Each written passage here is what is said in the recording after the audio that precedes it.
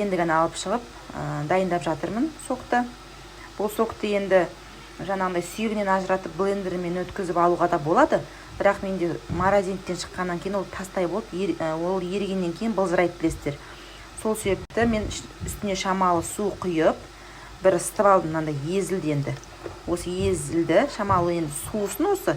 Суғаннан кейін жаңа сүзгіден өткіземіз, или сета дейміз ғой, сондайдан өткіземіз. Сол кезде де мен сіздерге көрсетемін қалай өткізеді.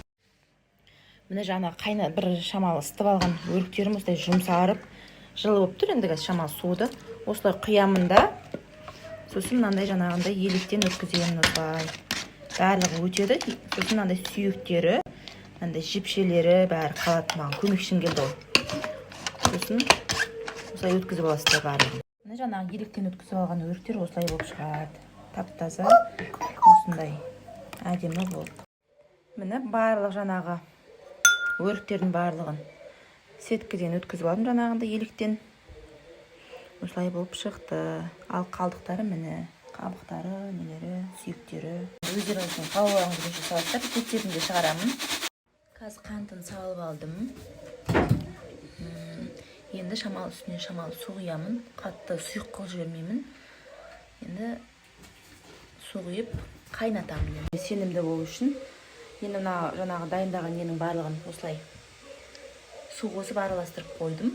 Енді қайнағанын күтеміз. Міне согымыз қайнады.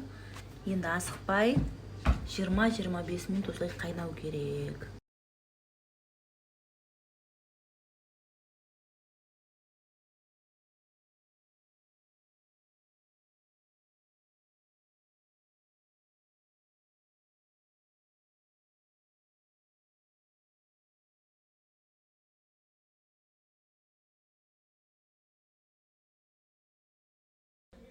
Міне дайын болды, өте дәмді, пайдалы согымыз.